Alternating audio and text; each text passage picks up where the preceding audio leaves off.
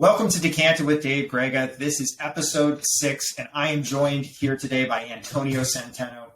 Antonio is an incredible man with a great story. Not only is he a Marine officer, former Marine officer, but once a Marine, always a Marine, right? But he is a very successful entrepreneur.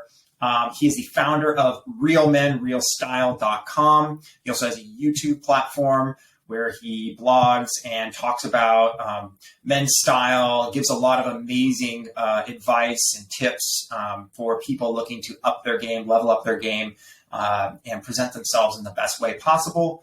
Also, he's involved with a number of different projects. I know you have a fragrance. It's a performance fragrance company. Correct. And what's the name of that company, Antonio? It's called Mission Fragrances. Mission Fragrances. Okay. And that sounds really interesting. I want to talk about that. You're also involved with a skincare based line that is based out of Australia, if I believe. Is that correct? Correct. All right. Vitaman. So all of the theme here is how to be a better man, how to take care of yourself so that you can present yourself in the world and show up in the world to the best of your ability, which to me really hit me at my core, because I think that is so useful and helpful to everyone, that everybody can take something from that and then be a better version of themselves, which only helps everybody in the world. So I just think that what you're doing across the board is incredible good work. And I know also that you have been at this for quite some time. I first saw your content, I think, around 2010 on YouTube. And this is before YouTube is what it is today, where so many people are blogging and putting out content and whatnot. And you were really an early adopter of that. And I got so much out of your videos. You were a real guy. You weren't talking down to me. So I was ready to listen to you and accept the advice that you were giving. You were offering perspectives that allowed me to think about myself and make an assessment of myself without feeling judged. And you really helped me build some confidence in expressing myself and showing up in the world. And I also really loved that your content was easily digestible, right? So it wasn't like a 3-hour long diatribe on this. The videos were digestible, to the point, and I think there's a genuine quality that came across in your videos, which I really appreciated. But before all of that blogging, you and I were both veterans. Can you tell me a little bit about how you got into the Marine Corps, you became a Marine officer, and what your experience was in the Marines?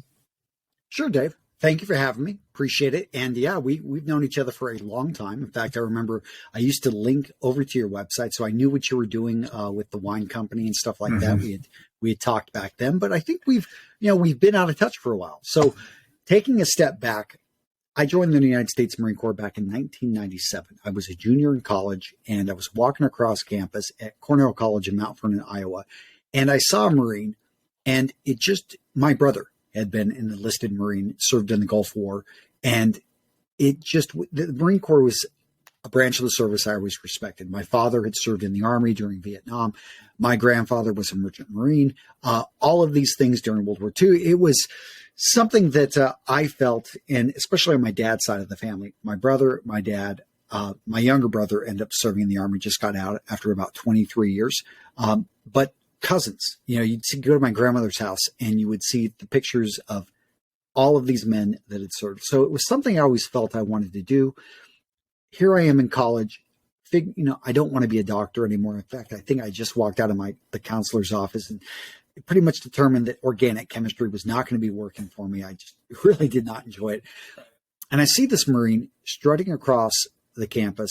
It was a pretty liberal school. And so, I'm like, okay, I like this. So I started talking with him. And he said, hey, I'm here. We've got an OCS program out of Des Moines. How about you come over and talk to us there? So I jumped on my motorcycle, rode out to Des Moines. It was about a 2-hour ride, and started talking with these guys. All of a sudden, I realized they had a plan. They had a direction in which if I, went with this for the next 4 years after graduation, I would have a place. I would have direction. And they told me about the flight program, how pretty much, we can get you that if you can meet the qualifications. So I'm like, okay, so worst case, I come out of this and I'm a pilot and I go through I get my wings and stuff. Obviously, Top Gun was still a popular movie, and the idea, I'd grown up watching movies like An Officer and a Gentleman, but I still wasn't really familiar with the military and the way it's structured. And I don't think most people are. But as you probably remember, the officer corps and the enlisted corps, if I had to compare it to anything, it's more of like people that actually are doing things and then people that are planning things or thinking they're planning things. And you have a lot of management in the officer corps, and that's what I went down. But in the Marine Corps, the officer corps, that's also where they take their pilots and where you have a lot of people, I think, that do get to get a lot of hands-on work. So I'm happy that in the Marine Corps, the officer corps is only about 5% of the entire military. The Marine Corps is, or that branch of the service, the Marine Corps is really young as well. Most of the people going through the Marine Corps are, going to get out when they're 22 years old. So the Marine Corps was a very interesting experience. I like to compare, the Army, you're a military unit. The Navy is like a corporate, the Air Force is like a corporation. The Navy is like technical training, and the Marine Corps is a religion. These guys are freaking crazy. And I did at times definitely feel a little bit out of place because in college, I was conservative. In the Marine Corps, I was a liberal. And so I found that a lot of my thoughts and my views didn't necessarily fit with what was going on there. But I continued to move forward. I enjoyed, made so many great friends. Went through in the Marine Corps, if you start off as an officer, you go through OCS. If you make it through, which I did, then you're offered a commission, graduated college, entered the Marine Corps, went through what's known as the basic school. It's called TBS, 6 months training. Every officer goes through this, and they teach you what it means to lead. And then after that, you go to your primary school. For me, that was flight training. So for a year and about a half, I went down the flight school path, ended up blowing out my sinuses in a T-34. So that did not work out for me. I had a medical, and I could have actually possibly even left the Marine Corps after that medical issue, but I just went ahead and got surgery done. And then I decided, my dream wasn't to become a pilot. It was just to serve in the Marine Corps. And so the Marine Corps, in their wisdom said, we'll send you to the infantry. They'll treat you nice. Yeah, the infantry was very interesting. So I showed up to 3rd Battalion, 1st Marines, and the unit I showed up to was at the time they had just gotten back from a Marine Expeditionary Unit, or a MU, and they had a lot of issues going on, specifically with my role. The ADGE that was there before me had actually been arrested. He had tried to steal $3 million, and the entire unit was pretty screwed up. I think because they didn't have, in my opinion, I'm not going to badmouth anyone. I'm just going to say that the leadership needed some change there. And sure enough, they brought in a badass. His name was Lieutenant Colonel Craparata. And that guy, he went on to actually become a 3-star general. But I knew him as a lieutenant colonel. And I remember checking into the unit. We checked in on the same day, and he was sitting over there.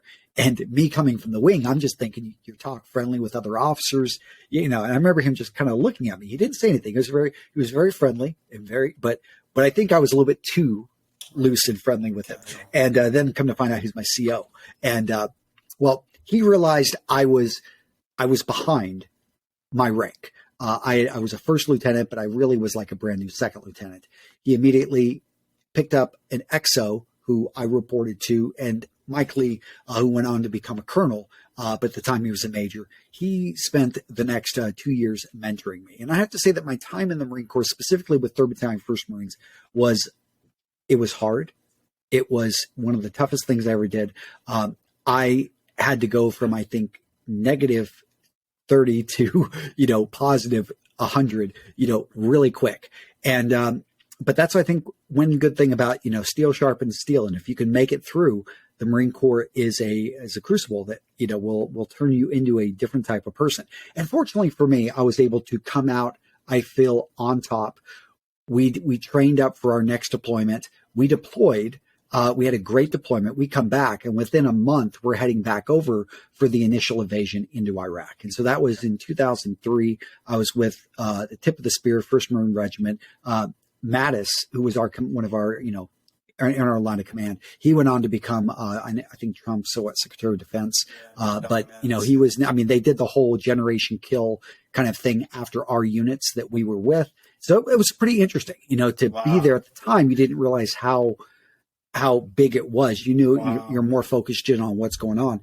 But yeah, my brother went in after me, and 31 went back for Fallujah. I think it was in 2004, and that was a very different fight. But when we were there in 2003, people were getting out of our way. We were on top. There wasn't an IED issue. It was a different time. It was there. And so we ended up flying back on United Airlines first class. I remember that's the only time it was amazing. And I landed in Southern Cal, and we had all been stop lossed as well. So we were extended past our time period.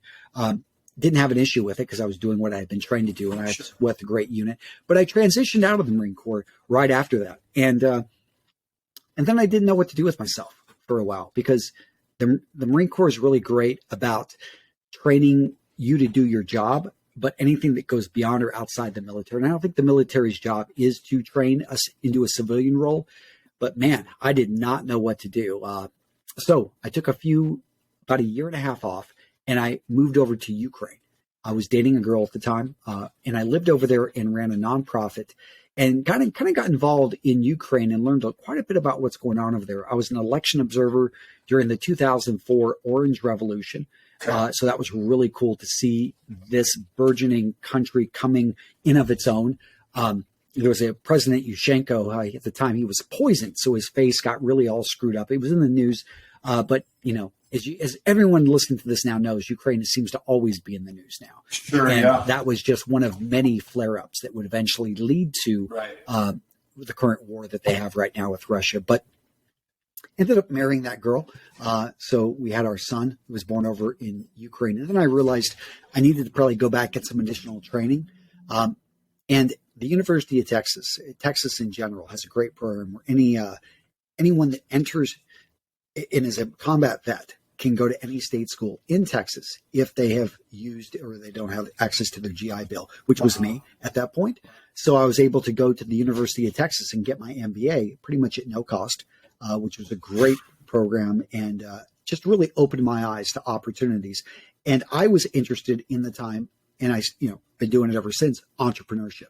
Now, I took a job out of business school when I graduated in 2007, but that job did not work out. I was promptly fired. And then I found that I had some time on my hands. I had a crossroads. Do I go look for another job, or is it something that I should go ahead and start my first business? Mm-hmm. And when I started my first business, it was an online custom clothing.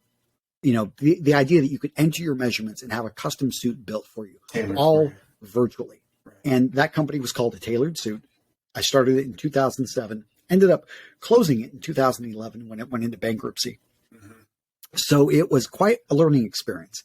And we did make some money, but we also lost more than what we made, obviously, with having to go into that through that embarrassing situation of losing it all. But one thing that I did take out of the experience with A Tailored Suit is that I could create, and I didn't mind creating content, writing articles, putting videos together. And I was good at getting traffic, at least for that particular niche. I wasn't great at selling suits, but I was good at getting eyeballs on my website. And that one insight that I kind of failed my way to multiple times is what actually led to Real Men Real Style, the blog, which then led to the YouTube channel, which then led to a number of other businesses that we've managed to create. We have a company called Menfluential Media, which is one of my most successful companies, which I just am a silent partner in. I'm now a part owner of Vitaman Grooming. I've got that fragrance company. It's more of a scent trigger company called Mission Fragrances. And yeah, these multiple companies right here. And there have been many other failures on the path. Like I created, we've tried things that just have not worked out. But I had one website called Bilingual Kids Rock. My wife and I were looking to do something. I had another one for veterans called High Speed Low Drag that I did with a guy named John Lee Dumas of Entrepreneur on Fire and Tom Morkins. But it just didn't work out. We weren't able to catch enough with that. That being said, looking back, it has been quite the ride because technically online I've been doing and building things since late 2007. Right. Yeah. I mean, that's an incredible story. So I just want to take a step back and sort of digest that story. All right. For me, it's pretty clear that having that willingness to try and to observe and learn from these obstacles, whether it's through the Marine Corps when you experienced going into something, having a pretty big setback that, nobody would have questioned you for, leaving the military, but then taking on this new challenge helped you come in contact with amazing leaders, right? Because if there's one thing about the infantry in the Marine Corps, these are war fighters, and in a war fighting focused unit, you have to have discipline and outstanding leadership, and so that's where that leadership tends to be stacked. So you were put face to face with that because of your decision to overcome your obstacle, right? Which is incredible. You had your experience at war, and then you kind of got out, and then your experience trying things out, wanting to build things, and then being able to fail at something and try to take a look at what did work, what didn't work, and let these little seeds of thought and an idea grow and blossom as they go, and to not try to push things into a corner, which I think a lot of people get hyper focused on. I have a vision for this one thing and I'm heading there and that's all I'm doing. And I think they miss a lot in the periphery. And your story kind of shows us that now you have this big tree and span of different companies that they're related. They're companies that I think are providing a service to people, and there is sort of a focus and theme, but you got there not by trying to laser focus on that one exact thing, but to sort of be persistent and be curious and learn and grow. And that's really incredible. And before we go on, I want to say that, I did start watching your content probably around 2009, 2010, something like that. And I do remember the tailored suit thing. And I loved your content so much that I wanted to somehow work with you, but I really didn't have any qualifications so much. I didn't really have any experience, but I remember sending you an email, and I just said, and I remember this email very clearly. I said, how can I help you? Even if it's walking your dog or whatever, is there something I can do for you that would be of value to you? And you replied back to me, you know what? If you could write something for my Real Men Real Style blog, that would be great. And I was like, I can do that. And so I knew that you had a military history. I knew that I did as well. I knew that we both were people who cared about how we looked and how we dressed and were interested in that kind of thing. And so I was curious to uncover a little bit about the connection between military and men's style and men's clothing. And so I wrote just a little piece on a few items like the pea coat, the cotton t-shirt, the khaki pant, and its connection to and its origin in military. And you published it on your site, and that was awesome. It was my first experience of just offering value without expectation, and then following through and providing that value. And here I am, being published on your site, getting all this traffic that I would have never gotten from people I would have never gotten it from. And so that was my experience with you. And it's interesting because I didn't know the specifics of your military path. So I was a tanker in the 3rd Infantry Division. So it was your unit and my unit that took Baghdad, essentially, in that whole Thunder Run. Yep, you guys went up through the desert. Right. So you can see, I don't know if you can see in the background right now, but I got my 3rd ID patch right there. Yep. And I didn't deploy until OIF 3. So I was in Baghdad during Operation Iraqi Freedom 3, so January 2005 to February 2006. So I would have been right after your brother finished with Phantom Fury in Fallujah. Yep. In fact, I was in Fallujah in January 2005, so not too long right after that happened. And I was in Fallujah because my platoon leader took a wrong turn on the way to Baghdad, and we ended up being stopped by a bunch of Marines who jumped out of nowhere and said, "What the hell are you doing? Do you know where you're at?" And we were like, "Yeah, Baghdad." They're like, "No, Fallujah." We were like, "Okay, of all the places you could end up on accident, this is probably the least desirable." Yeah, you didn't want to be there. So I think that's interesting. And I also got to serve in Baghdad for a little bit of time with a Marine unit that was off a MEU from Australia. And they had LAF 25s. And, the services like to rib each other and joke and this and that. But my experience with Marines is I have so much respect for them, because when you have been in wartime situation with a Marine and Marine unit and you need help, they are in for the fight, no questions asked. They jump right in. There's no this service, that service. They just right there, and they showed up when it mattered the most. They were squared away. They had their full battle rattle on 24/7. They were like rock and roll, and it was one of the most impressive things I've ever seen, and I'm grateful for them. So I have a lot of love and respect for Marines. And I've had another Marine on this podcast, Bernie Narvaez, who's a city council member here in Napa, and some other military guys too. But, just talking about going over this whole story arc and everything, I was wondering if you could maybe offer some thoughts and advice about people who don't necessarily have a whole bunch. They don't have a big paycheck or a big I don't know what I can say. Like, they don't have like a bunch of funding. They're trying to just sort of bootstrap something or come up with an idea or start something creatively that could blossom into something. But they have this idea like you did that you maybe want to try being an entrepreneur. And I was wondering if you can give some suggestions to people that maybe don't have a huge budget to get started on how to get started. Okay. So there is a word that you've said already a few times, and I think it's really key. I'm going to zero in on it, and it's curiosity. Mm-hmm. And curiosity, I think that is such, everyone says follow your passion, but I'm like, well, how about just satisfy your curiosity? And so if you are interested in maybe AI, one of the things I did to satisfy my curiosity is I created a mastermind group, and it's me with 12 other business owners. And these are all people running multi-million-dollar companies. I just reached out to my network and I said, you know what? I'm looking to meet on Wednesdays at this time for an hour for the next 12 weeks. And we're going to discuss how to implement AI into our businesses and share examples. And that's really all it is. I'm the organizer, though. I'm the one that's coordinating it. I'm the one that's hosting the Zoom meeting. And that right there, I mean, we had a lot of people that were interested. And I actually had to almost stop asking people because everyone was wanting to jump at it. Now, can I create a business out of this? I'm not sure. But it is something that I probably could create a channel on this. And it does show me that there's something there. And I think that that's the key. And worst case, by the way, when I'm done with this, I will just know a heck of a lot more about how to implement AI into my business. Okay. I did this with my fragrance channel. I started a separate channel. If you take my last name and put an S in front of it, it's called Centeno.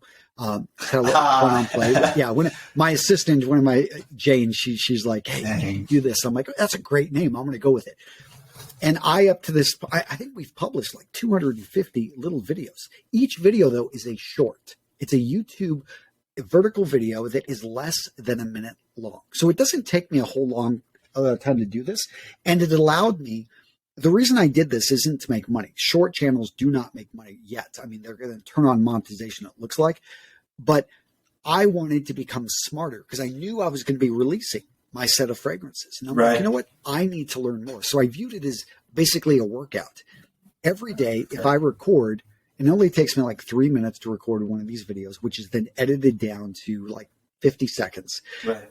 But every day, if I spend 3 minutes trying on a new fragrance, reading about it, studying it, writing a few notes. So I do spend 10 minutes. It's like a 10-minute workout. And if you do that consistently, I will know a heck of a lot more about fragrances in this industry than the vast majority of the world. And that's exactly what happened. And unintended consequences were on my main channel. All of a sudden, fragrance videos started getting a lot better because without even thinking about it, like I really could dive deep on stuff because I just knew it. And has it, necessarily, was there a direct monetization path? Not necessarily, but I did satisfy my curiosity, and I can, with authority now, talk on something that I knew I was going to be launching a business in. Right. So that would be, my advice is just to get started with something, because a lot of people think that they can think their way to success, and it doesn't work that way. It's like you're going up into an attic, as scary as that sounds, but you can't see anything. You don't have a flashlight, and you're moving around, but there's a flashlight up there. You also know that there's certain parts of the attic that, it's like, okay, like I know that there's nothing up here that's gonna get me, hopefully not, and you're moving your way. You start to see, all of a sudden your eyes adjust. You're able to better see things. You couldn't see this when you first looked in. And then you grab a flashlight, and you can kind of see what's going on, but you're still moving your way through, but you have to feel. And you will, you're going to hit a nail, you're going to bump into something, you're going to hit your head a few times. but that's the way that, at least for me, I find that I make progress in business, in life, is getting in there and stumbling around, not being afraid to go through the suck. Anyone, that's maybe a great thing that we do learn in the military, is that everyone has to go through this period in which you suck at your job or you suck at what you do. Very few pilots, pretty much, none of them initially are great. They all go in and they're all beat by better pilots. They're shown how to fly, what mistakes they make. And that's great. That you go in there, you're a brand new, Lance Corporal, and you've got a sergeant or a corporal that's going to show you exactly how to enter a room, how to do this. And these people have learned because they've already deployed, they've already done this multiple times.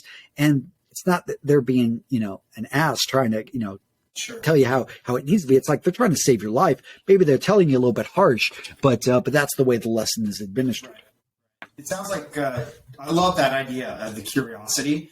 And it sounds like courage is also required with that curiosity. I love the metaphor of going up in the attic, your eyes adjusting, you're putting in repetitions. I mean, there is such a basic, simple message here, right? It's like, there's no magic wand. You get in there. The curiosity gives you the idea. The courage allows you to step into that attic, move around, allow your eyes to adjust, and the repetitions are that adjustment. Next thing you know more about the space that you're in than you did before, so you're more confident. You're taking more accurately measured steps now up there instead of just blindly flailing around. And then it's like you're Batman, right? You thrive in the darkness, right? Yeah, but a lot of people think that courage is the absence of fear, and it's more of you have the fear, but you, through practice, breathing, whatever it is that you need to do, you learn to be able to control it in that situation. Yeah. Because if you go into a situation, you're completely, and it's really scary and it's really tough and you could lose everything. And if you have no fear, that's not courage. That's crazy. No. You're like a robot, and right? A robot doesn't have courage because a robot doesn't have fear, right? The reason there's courage is because it's like, I could die or I could fail. And like, I'm worried about that. I mean, I'm sure that you'll feel the same way. But like when I was in Iraq, I was scared, but I feel I had the courage to step forth anyways. That courage was mostly fueled by my love for the man to my left and right. And I did it anyways. And I'm very proud now that I was able to step up when I was afraid and do the right thing and give everything that I had to that. So yeah, I mean, the courage is definitely not the opposite of fear. In fact, you have to have fear in order to have courage. And they're almost directly proportionate, right? The amount of fear that you have equals the amount of potential courage that you can muster up to then overcome that obstacle that you need to overcome. And fear can be a driver. I know a lot of people, you've probably seen that book. She was a nurse and she talked to just people on their deathbed. Sure. And again, everyone, the biggest regret they had was that they didn't live a life true to themselves. And so if that, the fear of dying and not having given this a shot and tried, it's better. I mean, it's not fun to fail, but I'd much rather fail than have never, even given it a shot. Right. And you're spot on. And I love that analogy of the attic. I'm going to think about that a lot. I think something makes so much sense. And again, no magic wands, but the curiosity is another one that I think is important. So I'm thinking about your businesses here, and I consider you a men's style expert. I consider you an expert at entrepreneurship. I was wondering if there's probably a lot of people out there who, want to be able to present themselves in a better way. And they're looking out into the world and they're seeing styles, they're seeing fashion, they're seeing what's cool and what's not cool, what people are, giving them feedback is cool and what people, are telling them is cool. But they don't really feel comfortable making a decision or a step forward. And like, what do I wear? How do I wear it? If you could give somebody just kind of one or two basic things with regards to men's style specifically, like is there an item that you would first purchase or a couple items that you would first focus on or a thing that you would first focus on to start leveling up your presence and how you present yourself? There's not a particular item, and partly because we have such a wide range of men and women that would be listening to this. Sure. And so I will say, in the first place I always want to is, honestly, you've got to give a damn. You've got to want it. But how to want it, especially, well, the first is you got to realize, why does it matter? In fact, if you think of, and if you imagine, what does a successful person look like? Most likely that person is dressed in a particular way. And most likely that person you imagined wasn't naked. In fact, if a naked person were to run into a room and yell, "Everybody get out, there's a fire," we'd call the police. It's a crazy man. But if a gentleman runs in and he's dressed as a fireman and says that same exact words, we don't question. We get up and we get out of there, because his uniform was a symbol of authority that we've been conditioned.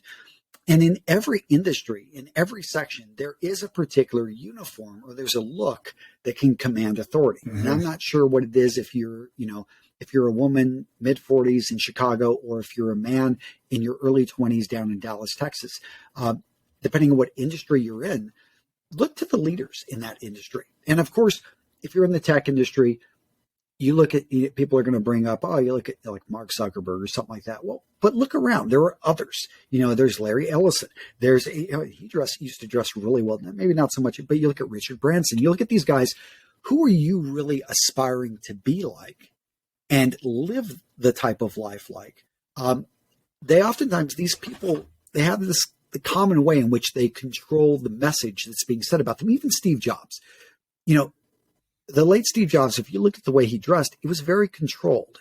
He didn't, he purposely chose those type of dad pants, the New Balance shoes, the black turtleneck. And many of his acolytes and people that worked at Apple, they loved to copy him. They loved to dress in that way. It became an image in a uniform. And I think that when you start think of it like that, as it's something that you just put on, you control the message, you control the frame in which people are judging you. That's where it becomes really powerful. Mm-hmm. And that's where I encourage people in their day-to-day work. And then when you start realizing that if you dress a certain way, it can actually have an effect on the way you perform. This is called the science of enclosed cognition, and was really put forth, I think, by Northwestern University about 15 years ago. And they released all this research that showed that if you dress in a certain way, you perform at a higher level. A classic study is they had two groups of students. One group, they had everyone wearing white jackets, but one group, they said you're wearing painter smocks, and the other one, they said you're wearing doctor jackets. And then they had them do an exam that was very much geared towards, getting into medical school. And of course, those that were dressed like doctors performed at a higher level. And this was, so why? Because this jacket that they put on, they thought gave them a little bit of an ability to concentrate and focus more. Mm-hmm. My sister, and I've noticed she used to dress better when she was feeling sick, and I knew this growing up. And I remember in business school, I had a friend, Kara. She was dressed really nice one day, and I just asked her, I'm like, "Hey, you feeling sick today?" And she's like, "Yeah, how'd you know?" And I'm like, "Well, you're dressed nice," because women dress nice to get compliments because it makes them feel better. At least that was my sister's approach. And Kara was doing the same thing. And as men, we don't get a whole lot of compliments, but when you do get them and you do dress nice, and I always challenge a guy, like, wear a bow tie or wear something, dress up a bit. And you're going to get people throughout the day saying, "Man, you look good." You put on a fragrance. Very easy to do. Find a fragrance that you just resonate with. Start wearing it. Don't go overboard. But man, you smell good. You smell great. Yeah. I mean, it's a small thing, and you may be a married man, you may be taken, whatever it is, but it still feels good to be acknowledged as somebody. Because I think for a lot of guys, especially men in maybe positions that they're just, no one acknowledges day to day. And it's nice to be recognized and to be, spotted, and to be, even if it's not about your performance, it's just simply about the way you dressed. That's something. And that's something that you did control. And it's a nice thing. It's like, in the Marine Corps, we would call a well-dressed Marine. Like, we all wore uniforms, but you could always tell the difference between a squared away Marine and one that was a shitbird. Excuse my language. But, the latter, he really didn't take care of his uniform. You knew he was going to get pushed out. He maybe had a little bit of a weight issue. You know, there was just all these things that were, you know, conspiring against him versus the other Marine that stayed up a little bit later, pressed in his entire uniform. I don't know, you know, I don't know if they were adjusting it, but man, there were some guys, it's just their uniform fit them. They looked immaculate. In fact, DIs are really good with this. Yeah. If you ever, anyone that's gone through basic training, but really look at those DIs. Everything is on point. Those guys, because there's some great videos. I think there are. They're just running out the steel soles. They're just like screaming, running. But their folds, the placement, the boot blouses, everything was on point. Because if you're going to hold someone to a high standard, you've got to be at that standard. Yeah. Yeah, I mean, that's I think a really good point, is that it's something that you can do, that you can control to change the way people approach you and people see you. And that advantage is not small. That is a huge advantage. That's a foot in the door. It's a confidence booster to know that you have some control in a world that's kind of crazy, where a lot of things can go wrong, to know. And it's kind of like, I know Jocko Willink talks about discipline is freedom. It's sort of along the same lines, right? When you discipline yourself through the way that you dress, you gain a certain amount of freedom through that process. And as you navigate through the world, I think that's huge. We go back to talking about curiosity and courage, and having that confidence builds on your ability to be curious and to be courageous, right? Well, let's just say it gives you a 1% advantage in the day. That doesn't sound like a lot, but if you look at, again, compound interest, that 1% a day in just the period of a year, that's 37 times. If you would put, started with whatever your money was, it would be 37 times larger 365 days later. Wow. That is a huge effect. And I think that that's what a lot of people don't think about, is day in, day out, little opportunities come your way that maybe wouldn't have, because you looked the part. Mm-hmm. Years ago, when I ran a tailored suit, I had a programmer, and he loved to dress well. And it just so happened that he worked for Microsoft, and it happened that Bill Gates was in town, and they were having, there was a gala that evening, and he said, "Hey, do you have any programmers that, can attend? It's black tie though." Nobody. And he was not the best programmer, and there were like 200. He was the only person that owned a tuxedo and could be there. And they asked him, because they're like, because he always dressed well. And they're like, "Man, you don't happen to own a tuxedo?" And he's like, "I do." He's like, "Well, shit, man. Like, no one else has one. Like, and this is going to happen." And it was literally a matter of hours that he was able to go home, change, be at this event, and sat at a table and hung out, the evening with Bill and Melinda Gates. That's such an awesome story. It's so true. There's this thing I talk about often. I call it the James Bond phenomenon. And I ask people, like, okay, everybody knows James Bond. He's the best spy. Let's just all agree. He's the man, right? I mean, there's Jason Bourne, but James Bond is the man. Why is he the best spy? Is he the best at literally spying? No, he's not. Is he the best shooter? No. Is he the best athlete? No, he's very good at all those things. What makes James Bond is his mastery of seemingly unrelated or unimportant information. The fact that he knows about the difference between British tailoring and in Savile Row and Italian tailoring. And he knows about the length that his cuff should be outside of his suit. He knows and appreciates and cares about these things that seem so unrelated to the task at hand, like saving the world and stopping an evil bad guy, that he knows exactly how he wants his drink made, what type of quality of wine would pair best with this meal, and all of these things that he cares about, and that he, in the process of trying to save the world and do something really important, he sees to it that he dials these things in intentionally, and they matter. And what I noticed is that James Bond, through his story arc, has these tiny little windows of opportunity that he's able to take advantage of that end up allowing him to beat the guy that all the other dudes that might be better spies or better athletes or whatever just couldn't get done. And that's what makes him him. So it's like this James Bond factor is like, it's one of the reasons I see this, like, for people to care about how they dress or how they smell or how they present themselves, or these little tiny things. They really do matter. They make you a more dynamic person. It may not seem like it has anything to do with whatever it is that you're trying to do with your life. But I think, to the contrary, it can make or break your image and your story. Well, when people say it doesn't matter, or, it doesn't matter. Like, okay, well, let's go the opposite. So smelling good doesn't matter to you. But what about smelling bad? You're out with, I remember there was a friend of mine. She was beautiful, but she stunk. I mean, there was just something going on with the BO, and it was like, you just can't get over that. Like, it's just like, man, like it's almost, it was bad. And if I view it like in football. So, we know that we got the Super Bowl coming up here soon. The teams that really win championships again and again, they've got a good offense and a good defense. Mm-hmm. And a lot of guys play good defense. They shower daily. They take care, of things like that. And they don't stink, but they don't smell good. So it's like they got the defense taken care of, but they don't have any offense. That's good. They dress appropriately. Like, they're not dressed to stand out. They look like everybody else, but they don't have like that one bit of flair that can make them referable and memorable. Mm-hmm. I was just talking to two brothers. They run a mindset coach for wrestlers, and they've got all of these coaches, and they go to these conferences. And I posed to them a question. It's like, well, you're two brothers, you look similar. And if you guys, they've got like these shirts they wear with their logo on it, like t-shirts. I'm like, well, if somebody were to be talking to you and then they realize that their brother would be a great client, or their son would be a great client, but they got to walk to the other side of the stadium, like, or how are they going to tell their brother how to find you?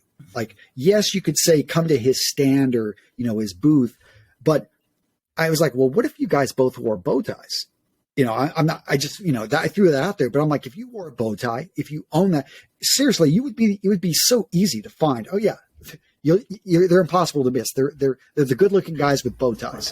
Yeah. Now these guys are already, they were wrestlers themselves. So they're already badasses. A lot of guys are like, I don't know about a bow tie. It looks girly.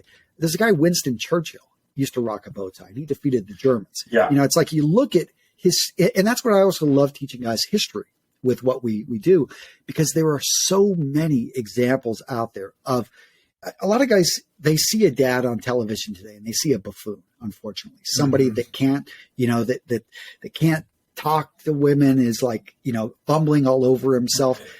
That's kind of a modern, push. I don't know why, modern society does that. But there were so many other great examples of strong men that have changed the world that were all well-dressed. Mm-hmm. And if you look even today at men out there that are transforming the world, making a difference, you will see a number of them. They pay attention to their style, to their image, because they know it's just simply that most people are lazy, mm-hmm. that they're going to judge a book by its cover. And you might as well make sure then that, because it doesn't cost that much, doesn't take that much time to develop that cover so that it sends the message you want to send. Yeah, huge. I love your analogies and your metaphors. They're spot on. I mean, just kind of eye-opening and something to think about and meditate on. I was thinking about fragrance, and as a wine professional, fragrance is like, it's like no-go. It is like you don't come near fragrance. Well, if you had COVID, how does that affect your wine tasting experience? Well, that was a big scare for a lot of people. Yeah. I mean, they were like freaking out. Because it's the same thing. To be able to taste, to be able to smell, it's all connected. And that's what a lot of people don't understand, and why smell, I think, is so important and so pivotal. Mm-hmm. And you can develop this. You can improve it. But it's a form of being able to enjoy and communication, and to be able to, for me to be able to enjoy fragrances, it means I can actually enjoy the taste of food, the flavor of things even more. Exactly. Yeah. Almost all of taste is smell. And for me, I'm obsessed with aromatics. And I'm actually currently developing a digital product, like a mini masterclass that's sort of a proprietary method of sensory analysis that is more intuitive, called personas. And it's all diving into an intuitive interaction with aroma, scent, and specifically with wine, but it could be with anything. And sort of, it's just a little bit of a paradigm shift, because in wine, all of your methods and the things that you do to learn if you go to the quartermaster some ways, if you go to the WSET program, if you go to UC Davis and you learn how to smell and taste, it's all outside in, it's structured, it's sight, smell, go through the grid. And this is an inside out thing. It's changing the way you think about the idea of what wine is, and then approaching it with a new paradigm and feeling into the process and relating feelings with what you know intuitively about what corresponds with those feelings as far as like your interaction with people. For example, if somebody is trying to pretend like they are more successful than they are, and they're going to be wearing an outfit and acting and behaving in a way that's going to signal to you that something's a little bit off here. Maybe they're successful, but they're not. Maybe they made $500,000, but they haven't made 500 million like they're trying to play it off. And there's an intuition there. And for most people, that intuition is actually really sharp. Most people can sense those things. But people are not thinking that they can apply that intuition to experiencing a product like wine, for example, in smell and taste. But actually, if you have A-level wine, it's going to give you the same exact signals. You're going to sense the same signals you would sense in your experience with a person. Energetically, it's the same. So it's trying to tune yourself into picking up on those things. Then you can gain a great awareness about what this wine represents and judge it accordingly. So yeah, I think it's very interesting. Man, I feel like I could talk to you for forever. You've given us really some incredible points and keys, some things to think about, some great metaphors. I'm really grateful for all the content you've put out over the years. I'm excited to continue to follow you, and I really value your time, and I appreciate you coming out here to offer some value to everybody else who's going to be watching this. Dave, thank you for having me, man. I appreciate it. And if anyone has any questions, they can just reach out to me. I try to be open. I know you talked about the email that you sent me. I was actually my assistant. That's like one of her main jobs is to always respond to people. We try to, and people reach out to me all different platforms, but I always try to treat people with respect. I think that that's one of the keys in running a business that is going to have my name associated with it. Is I always wanted to treat people with respect, and you never know where things are going to go. So. Right, exactly. And I definitely, I've seen that you actually put your money where your mouth is when it comes to that. And that's been well received. So thank you very much. I appreciate your time. And we'll talk to you next time. Take care, Dave. All right, brother. Man. We'll see you. Bye.